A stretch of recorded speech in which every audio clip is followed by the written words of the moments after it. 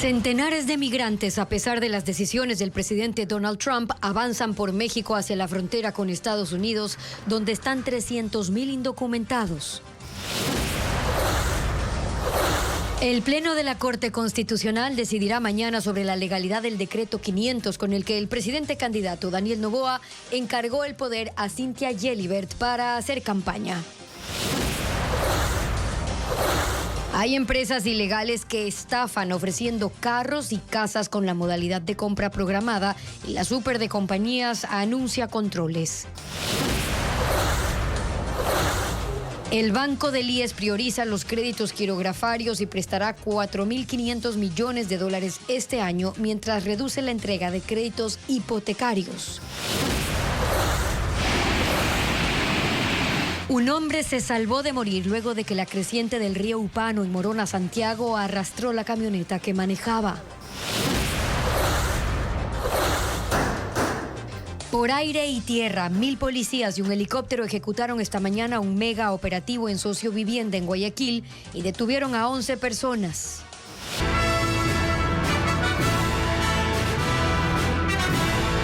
Muy buenas tardes, amigos. Iniciamos con información hoy miércoles 22 de enero del 2025 y con la situación de cientos de migrantes tras el bloqueo hacia Estados Unidos impuesto por Donald Trump. ¿Qué tal, Gaby? Hola, Steffi, amigos, buenas tardes. Hay desesperación e incertidumbre luego de que dejara de funcionar la aplicación para citas que tenían miles de migrantes para iniciar un proceso legal de entrada a ese país.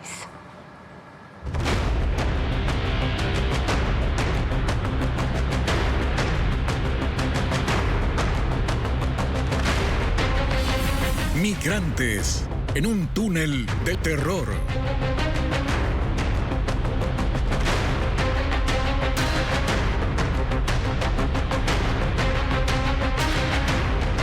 Centenares de migrantes desafían el bloqueo de Donald Trump contra los indocumentados y avanzan por México hacia la frontera con Estados Unidos. La puerta para una entrada legal se le cerró cuando dejó de funcionar la aplicación para citas y solicitudes de asilo. Ahora muchos intentarán cruzar por pasos irregulares.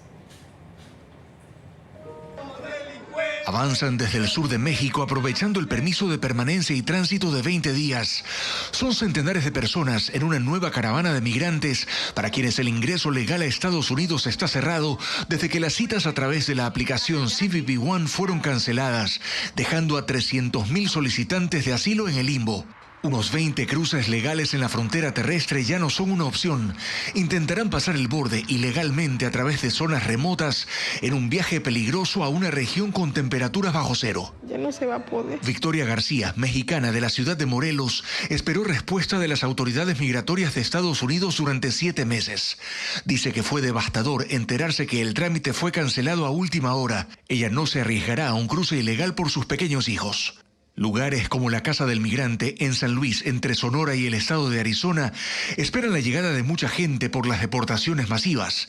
Por ese cruce, 10 indocumentados fueron expulsados el lunes. El administrador del albergue asegura que ahora serán muchos más, como en el cruce entre San Diego y Tijuana, donde 100 migrantes fueron devueltos en el primer día del gobierno de Donald Trump. Un pueblo de migrantes en Texas podría quedarse vacío si el gobierno de Donald Trump inicia un proceso de deportaciones masivas. El sitio se llama Cactus, tiene apenas 3,000 habitantes y en él hay hispanos, africanos y árabes, casi todos sin documentos de permanencia en el país, que ahora temen ser expulsados.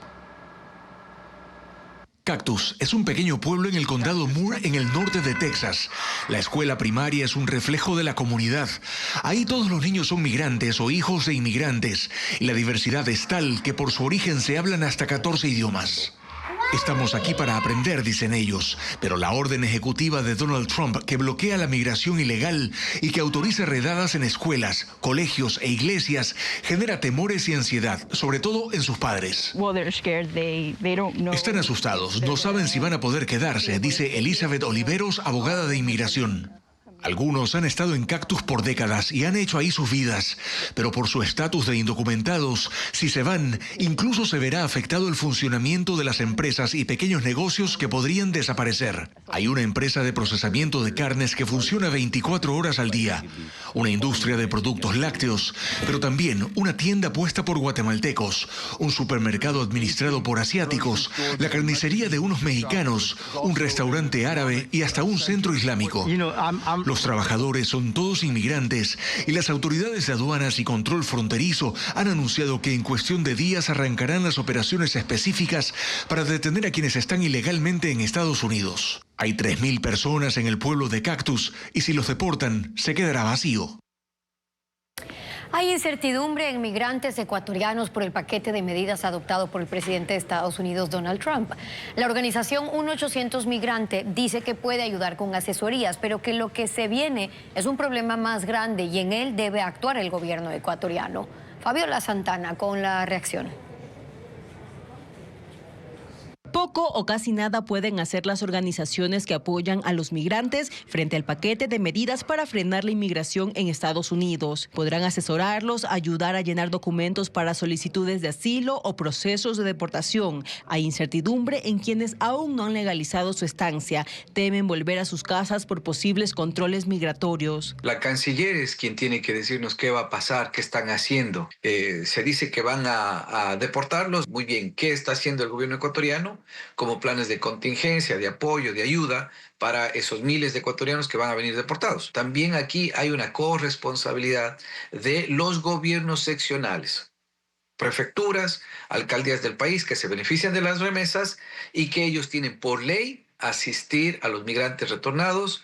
Aunque no hay una cifra oficial, la Organización de Migrantes estima que hay 1 millón de ecuatorianos sin documentos en Estados Unidos. Se concentran en Chicago, Nueva York y New Jersey. Por ahora, la parte más crítica para los migrantes está del lado de México, donde operan mafias. Una cifra indeterminada de ecuatorianos está estancada allí por la inhabilitación del CBP-1 que permitía solicitar la entrada legal a Estados Unidos. Los migrantes no tienen a dónde acudir, pues Ecuador y México rompieron sus relaciones diplomáticas. Nosotros hemos venido insistiendo en una declaratoria de emergencia en la temática migratoria para que puedan tener recursos. Eso es la primera.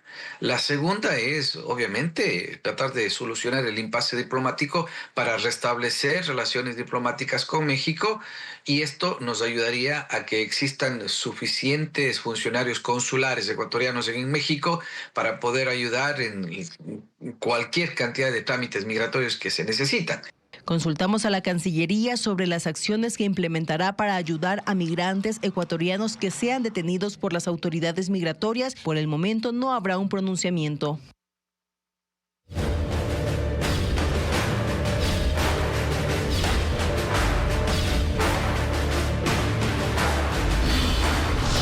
Elecciones 2025.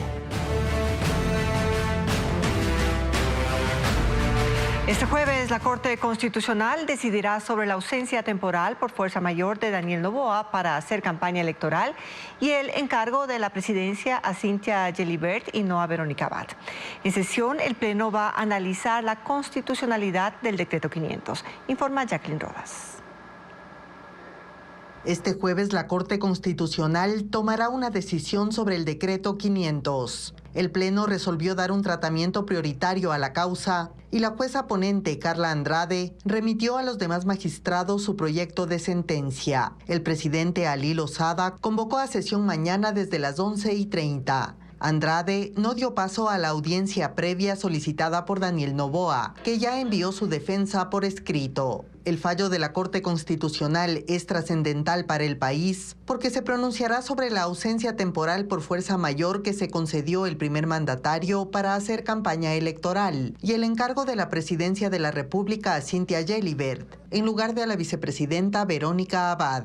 La expectativa se centra en el alcance de la sentencia. La Corte puede zanjar la pugna de poder alrededor de la función constitucional primaria que tiene la vicepresidenta elegida en las urnas, reemplazar al presidente, y habrá que ver si su decisión redunda en que Verónica Abad asuma la presidencia mientras Noboa está en campaña por la reelección.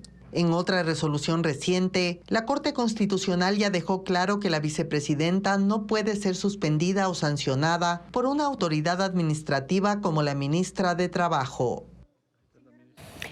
En el debate presidencial del domingo, los candidatos eligieron concentrar sus esfuerzos en decirle al país cómo gastarán un dinero que no tienen antes que explicar los programas a implementar para generar riqueza. La ausencia de esta lógica donde para gastar primero hay que producir vació de contenido muchas de las exposiciones de los aspirantes a gobernar.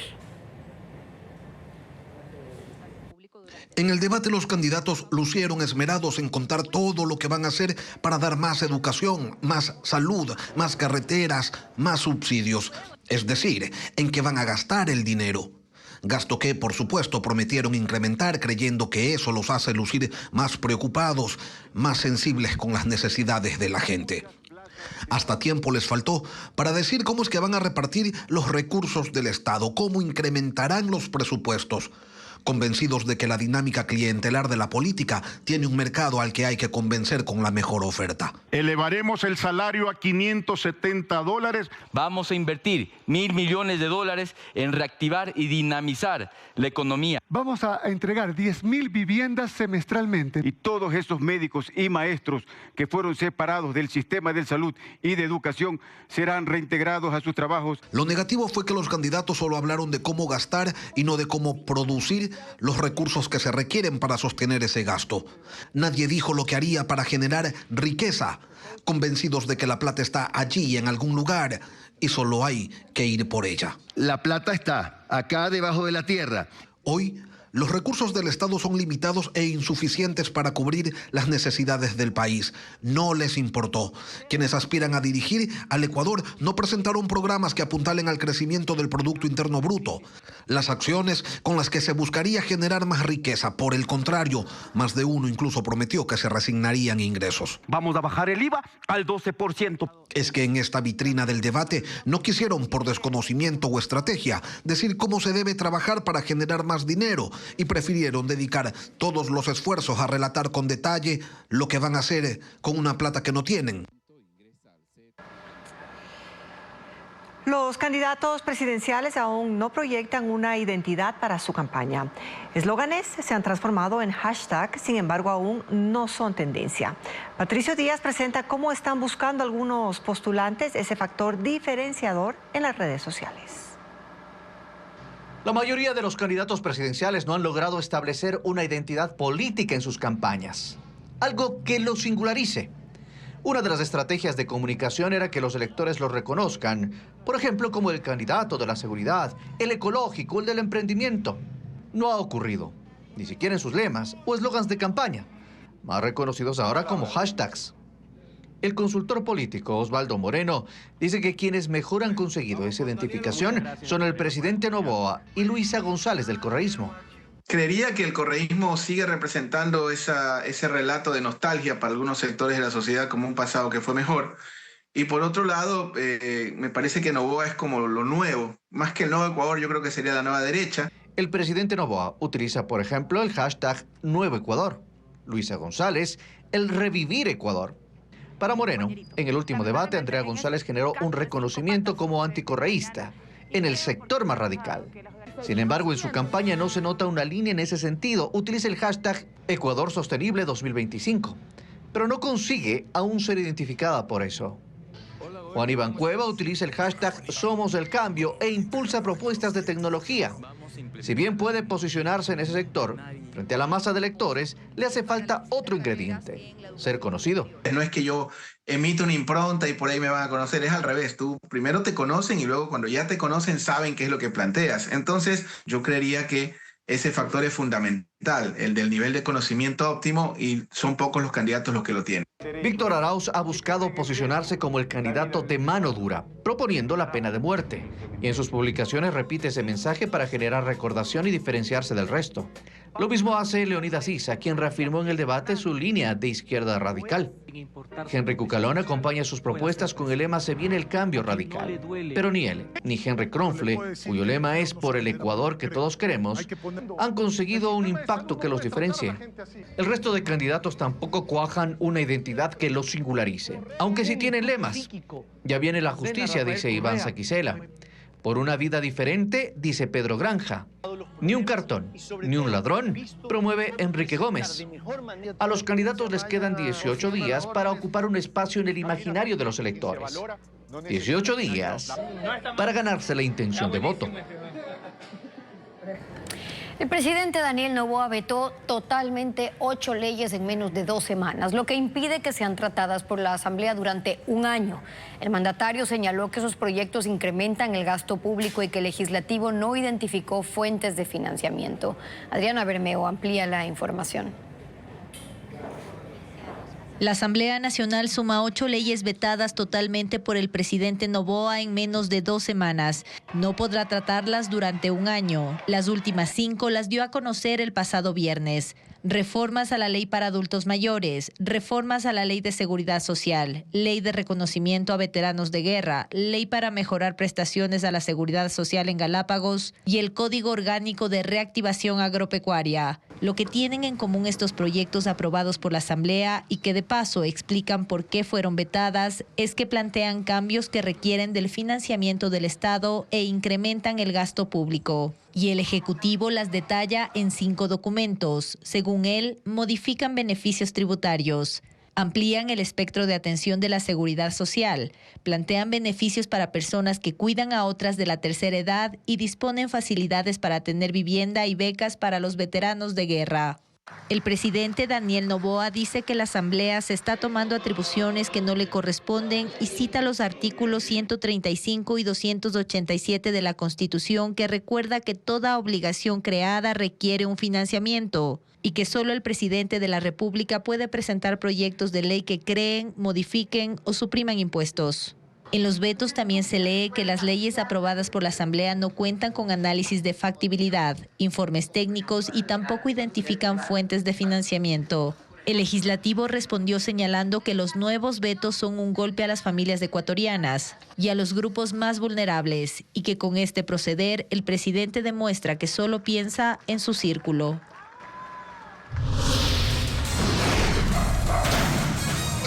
En breve. Por aire y tierra, 1.000 uniformados y un helicóptero ejecutaron un mega operativo en Sociovivienda en Guayaquil. Hay 11 detenidos. Los detalles al volver de la pausa.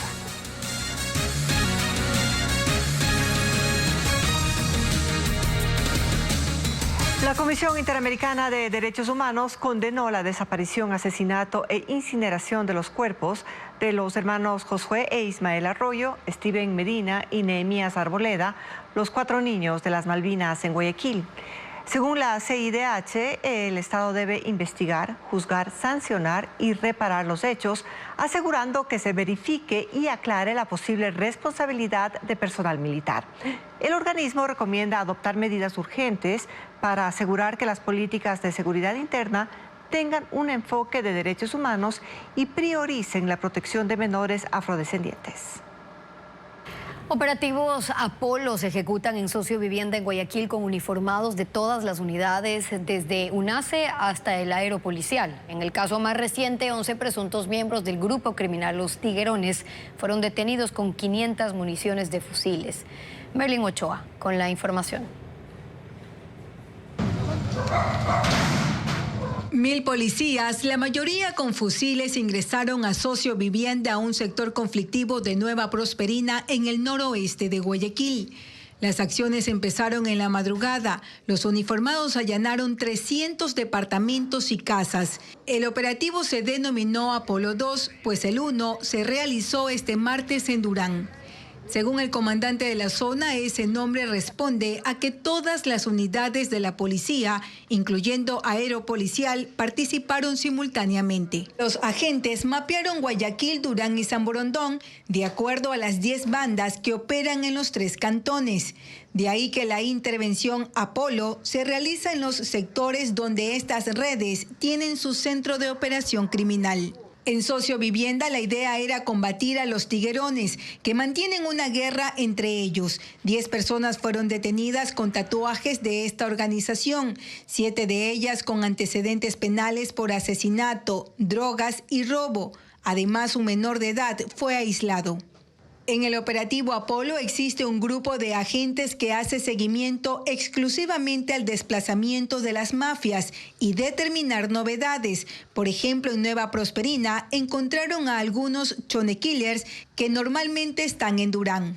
La denuncia ciudadana es fundamental porque es la que está sufriendo y vive el día a día en territorio. Sin dar mayores detalles sobre la planificación, el comandante dice que los operativos Apolo se realizarán en los 12 distritos de Guayaquil, Durán y San Borondón, que registran más casos de muertes violentas. Quitarles la movilidad es otra estrategia. En este caso, 15 motos reportadas como robadas fueron decomisadas. El Banco del IES colocará este año más de $5.000 millones en sus 3 líneas de crédito. La mayor parte será para los préstamos quirografarios. Francisco Arces sigue el tema. Este año el Banco del IES prevé colocar el mismo monto de créditos quirografarios, hipotecarios y prendarios que en el 2024, $5.156 millones. Para quirografarios se destinarán $4.501 millones, el 85% de todo lo proyectado. El BIES prioriza este tipo de créditos que se consideran de consumo y normalmente sirven a los afiliados y jubilados para gastos urgentes. Es el segmento que más ha crecido desde el 2022.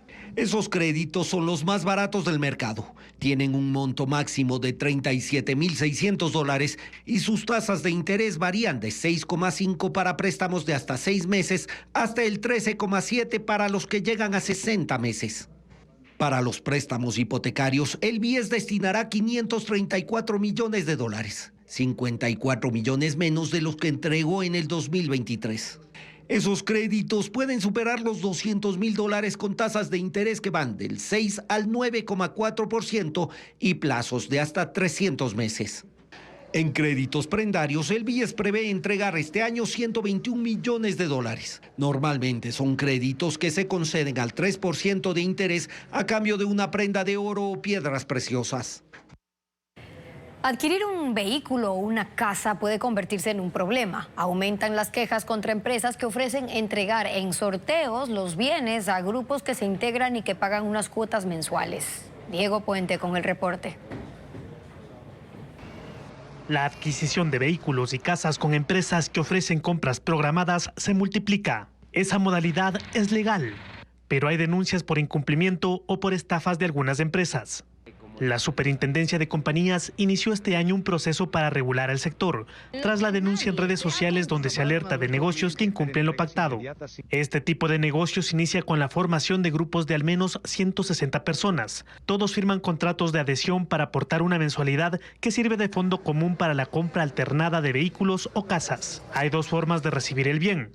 Por licitación, se entrega al miembro que más dinero aporta, o por sorteo. Puede durar 4 años para el vehículo y 8 años para la vivienda. El atractivo es económico. Las empresas dicen no cobrar interés sino un porcentaje de administración del 5%, cuando una entidad financiera puede cobrar 16% de interés. Pero hay bemoles. Les dicen cosas que no son realidad, o sea, les dicen, sí, usted deme una entrada de tal valor y a la semana ya le entregamos el auto, que son valores súper bajos para entregar un auto, como son $800, $1,000, hasta $2,000. Ella recibía una consulta al mes en agosto del año pasado de clientes que querían salirse y recuperar su dinero. Ahora atiende 3 casos diarios. La Cámara de Empresas de Compra Programada, que acoge el 80% del mercado formal, indica que no cobran penalidades sino gastos administrativos. Están preocupados por el surgimiento de empresas ilegales. Cualquier empresa constituida ante la Superintendencia de Compañías con un capital mínimo de $800 ya podía dedicarse a la actividad de compra programada y no podía ser calificada como ilegal. Para evitar estos casos, la Superintendencia de Compañías volvió más rígidas las condiciones para operar. Hasta fin de mes deben acreditar un patrimonio de $300.000 y capital de $300.000. Demostrar que tiene un software especializado para la gestión con sus clientes y constituir una póliza no menor al 2% de los recursos aportados por los miembros de los círculos. En el país hay 56 firmas dedicadas a esta modalidad, algunas sin capacidad financiera para responder a sus clientes y otras sin los permisos. La Super, que ahora recopila la información, empezará en abril controles para intervenir las firmas que incumplen los requisitos.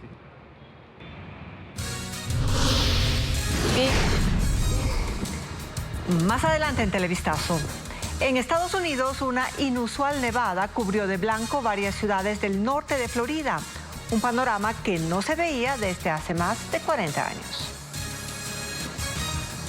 El Comité de Derechos Humanos de las Naciones Unidas condena el embarazo forzado de una niña en Ecuador. El caso se registró hace 10 años y además el organismo señaló que obligar a menores víctimas de violación a seguir con sus embarazos sería un acto equivalente a la tortura. Lo informa Bessie Granja.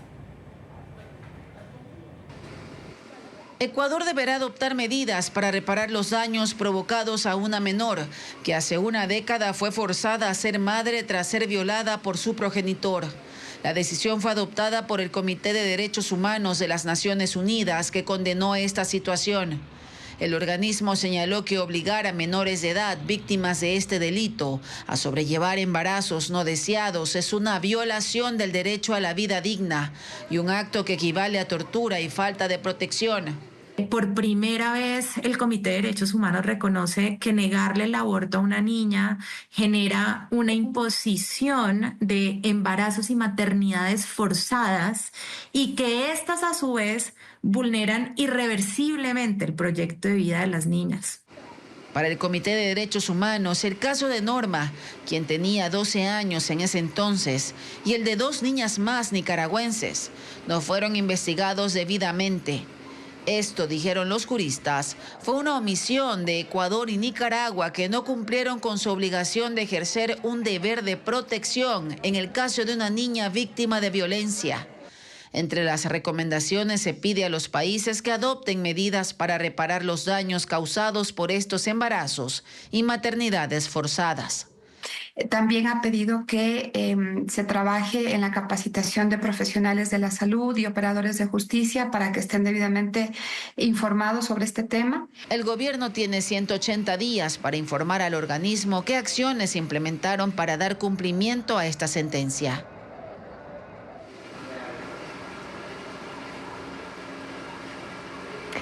La Casa Blanca cierra las oficinas de diversidad. El presidente Donald Trump ha calificado estos proyectos de discriminatorios y anticonstitucionales, pues obligan a contratar personas en función de su raza, sexo, preferencia sexual o religión por sobre las habilidades y el mejor desempeño para el cargo. Aseguran que estas oficinas gastan millones de dólares y no promueven la inclusión. Además, ordenó cerrar la página web y las redes sociales oficiales de la Casa Blanca en español, tal y como lo hizo cuando llegó al poder por primera vez en 2017.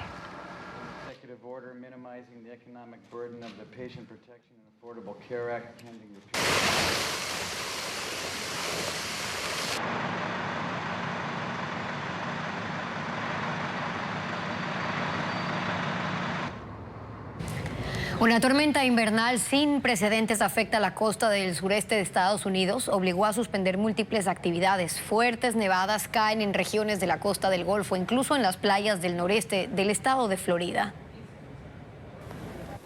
La inusual nevada cubrió de blanco varias ciudades en la costa del Golfo y en el norte de Florida escenas históricas. La nieve cayó ligera al comienzo, pero rápidamente se incrementó. Los residentes del condado de Jackson aseguran que jamás esperaron ver una nevada fuera de sus casas. Nosotros educamos a nuestros hijos en casa y pensamos, ¿por qué no? Está nevando en Florida y quiero que mis hijos puedan contarles a sus hijos y sus nietos que pudieron vivir esta experiencia. Así también las playas de Pensacola muestran un panorama que no se veía desde hace más de 40 años. Algo similar ocurre en otros estados de la región y para algunos las temperaturas heladas fueron una tortura. Esta mujer sin hogar buscaba desesperadamente un refugio. Se metió en una perrera ubicada en el porche de una casa en San Antonio, Texas. El propietario se dio cuenta al revisar el video de la cámara de seguridad, pero la mujer se había ido al amanecer. Hay 9 personas fallecidas por esta histórica nevada que ocurre en el sur de varios estados, donde las heladas no son habituales. Desde Texas, pasando por Luisiana, Mississippi y Alabama, hasta Florida. Varios aeropuertos se vieron obligados a suspender operaciones y más de 3,000 vuelos fueron cancelados.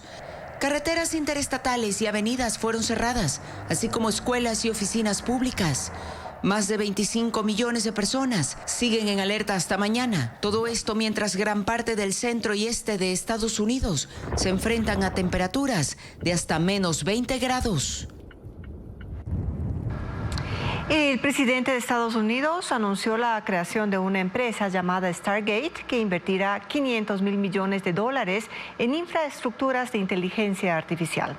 Donald Trump, acompañado por Larry Ellison, jefe de Oracle, Sam Altman, jefe de OpenAI, y Masayoshi Son, jefe del holding japonés SoftBank, las compañías que crearán de manera conjunta la empresa, reveló que comenzarán con un proyecto de centro de datos en Texas y más tarde se expandirá a otros estados. Una inversión para potenciar la inversión en inteligencia artificial y hacer frente a la competencia con China. Este proyecto creará 100,000 empleos rápidamente. En la costa también lloverá en la tarde. Las temperaturas serán entre los 28 y 31 grados centígrados. El índice de radiación ultravioleta será 7, lo que se considera alto.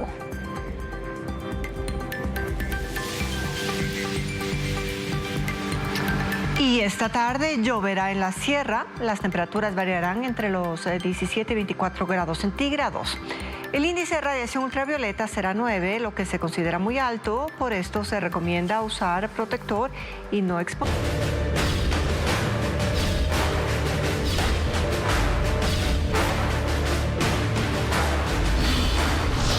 Elecciones 2025. Candidatos presidenciales recorren ciudades de la sierra y costa en busca de votos. Diego Cuenca informa que los postulantes le siguen apostando a los recorridos en mercados y sectores populares. Enrique Gómez, candidato del movimiento Suma, recorrió el mercado de Las Cuadras en Quito. Luego caminó por la calle Solanda. Lo hizo con simpatizantes que lo acompañaron a describir sus propuestas a cada ciudadano y comerciante con el que se encontraba. Henry Kronfle, candidato presidencial del Partido Social Cristiano, protagonizó una caravana que recorrió las calles del centro de Riobamba, en Chimborazo. Además, caminó por el Parque Sucre para informar sus propuestas sobre salud, seguridad y empleo. Kronfle luego visitó Ambato, donde destacó su propuesta de 0 IVA a los productos de la canasta básica y para los servicios de transporte. Hola, Ángel. Carlos Rabascal, candidato de la Izquierda Democrática, participó en un conversatorio con estudiantes de la Universidad de Guayaquil, donde describió su plan de gobierno. También tuvo entrevistas con varios medios de comunicación en la ciudad. Andrea González, candidata del Partido Sociedad Patriótica, estuvo en un conversatorio con jóvenes universitarios en Guayaquil. También viajó a Manabí para hacer actividades en varios cantones. Empezó en Portoviejo, donde se reunió con simpatizantes en una de las sedes de su partido político. Ahí destacó sobre la implementación de drones para la producción agrícola y otras propuestas.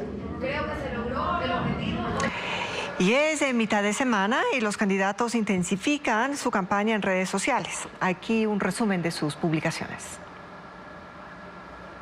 Me llamo Leonidas Isa. De niño soñaba con ser astronauta. Pero fue dirigente social y ahora candidato a la presidencia. Los videos que los aspirantes a Carondelet suben a sus redes van volviéndose más creativos a medida que la campaña avanza. Juan Iván Cueva, por ejemplo, que decide disfrazarse de él mismo para salir a las calles y hacer que su nombre suene un poquito más. De eso justamente se trata, de que dejemos de ser invisibles. Sí, acompáñame a recorrer. O Jorge Escala, que en lugar de amargarse decide sacar partido de los memes que resaltan su parecido con Mario Bros. Para la Policía Nacional. Pero los candidatos también han subido propuestas y en este caso hubo coincidencias. Esta es la cantidad de ministerios. Tanto Andrea González como Luis Felipe Tillería tocaron el tema de reducir la cantidad de ministerios, cada uno con su propio estilo. Medio ambiente, deportes, producción, trabajo, turismo, ¡fuera! Para poder sacar a Ecuador del subdesarrollo. Proponemos dejar los gastos que realmente tengan un impacto en quienes lo necesitan. Y como en redes nadie deja pasar nada, el video viral de la caída del expresidente Correa... ¿Qué pasó? Fue una oportunidad que Henry Kronfle aprovechó en su campaña. Vamos a extraditar a Rafael Correa Delgado. Aparece el presidente Correa. Y hablando del expresidente, tomó protagonismo en las redes de Luisa González. Ella habló de él. El hombre más sencillo y humilde. ¿Quién es Luisa González? Y él de ella. Hija, nieta. En la mitad de la campaña, los candidatos apuran sus estrategias y juegan todas sus cartas. Si no me importa un carajo. Buscando generar impacto en las redes y en la votación. Esa energía, eso que queremos juntos, rescatar al Ecuador, esa búsqueda. En Quito, el Museo del Carmen Alto organiza una actividad en la biblioteca que revela la vida cotidiana del monasterio. Además, un concierto denominado Anime Infinity se presentará en el Teatro Carlos Cueva Tamariz en Cuenca con 100 artistas en escena. Estefanía Arias con la agenda cultural.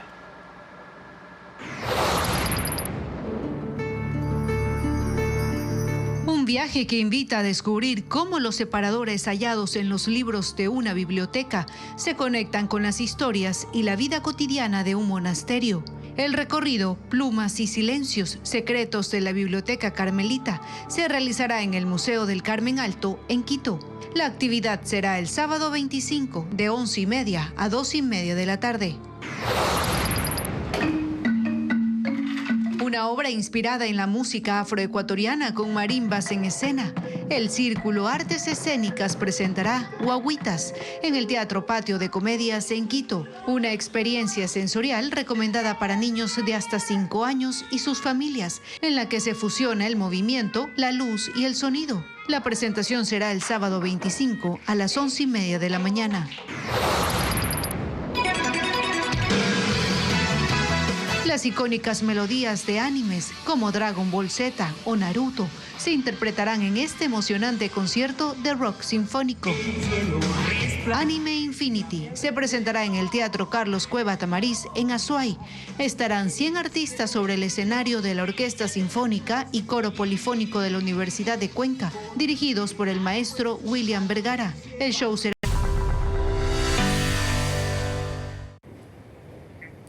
Este miércoles 22 ha incrementado el oleaje en las costas del país y la alerta se mantiene hasta mañana. El mar pasó a un estado agitado con olas que pueden llegar hasta 1 metro con 30 centímetros en el continente y hasta 1 metro con 80 centímetros en Galápagos, según el INOCAR. La Secretaría Nacional de Gestión de Riesgos determinó que en las 41 playas del Ecuador hay un nivel de amenaza medio. ¿Esto qué quiere decir? Que hoy y mañana todos los balnearios tendrán bandera amarilla. Significa que debe tener cuidado si ingresa al mar. Y esto incluye también a Atacames, a Tonsupa, en Esmeraldas, y incluye a Manta, a Bahía de Caracas y Puerto López, si es que nos vamos para Manabí, y Salinas y Montañita en Santa Elena, General Villamil en Guayas, Jambelí, si nos vamos a otro punto, lo tienen ahora en pantalla, en El Oro, y Puerto Vaquerizo Moreno en Galápagos. Por eso las autoridades recomiendan tomar precauciones al realizar actividades en el mar, ya que las olas pueden provocar corrientes de resaca, un mayor arrastre también de sedimentos. El desbordamiento del río Upano, provocado por las intensas lluvias en Morona, Santiago, interrumpió el tránsito en el puente que conecta Macas con Puyo, arrastrando una camioneta con su conductor. El hombre de 65 años fue rescatado tras permanecer 1 hora aferrado al vehículo. Las lluvias intensas de esta madrugada en Morona, Santiago, desbordaron el río Upano en el ingreso al puente que conecta Macas con Puyo. Eran las 5 de la madrugada, cuando la fuerza del agua arrastró más de 400 metros al conductor de una camioneta. El hombre de 78 años permaneció aferrado al vehículo durante 1 hora. A las 6 de la mañana, 9 miembros del cuerpo de bomberos lograron rescatarlo. 4 brigadistas descendieron en bote y otro en kayak. Se acercaron al conductor y con ayuda de una soga lo subieron a la embarcación. Se le hizo el rescate haciendo péndulo de carnada, carnada humana, para poder recuperar al señor con los compañeros también. Y se puso a buen recaudo a la persona Este puente es el principal acceso entre Morona, Santiago y Pastaza, con un tránsito promedio de 800 vehículos al día. Por ahora los conductores deben usar la vía alterna por el cantón Sucúa, lo que añade 1 hora al trayecto. Justamente estaba viajando por trabajo para Camacas y con la novedad que han estado haciendo transbordo a pie, ¿no? Además, debido a la emergencia, se habilitó el paso peatonal en 4 puentes provisionales que están terminando de construirse en el sector del río Upano. Huawei presenta un brazo robótico autónomo para cargar vehículos eléctricos y que empezará a producirse en junio. Y además, Instagram presentó sus nuevas actualizaciones. Ana María Palacios detalla los cambios.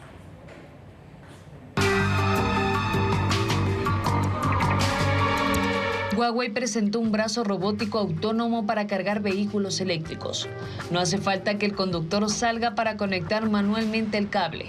El brazo introduce la pistola de carga y una vez completado el proceso, se desenchufa automáticamente para proceder al pago.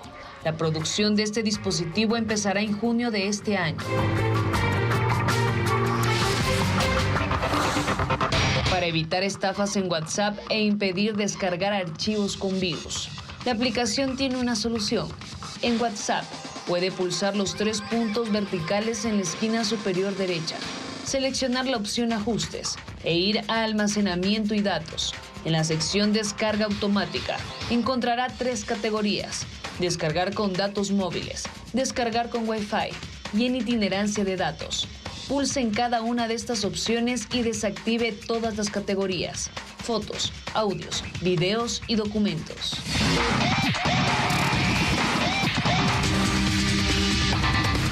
Instagram tiene nuevas actualizaciones para este 2025.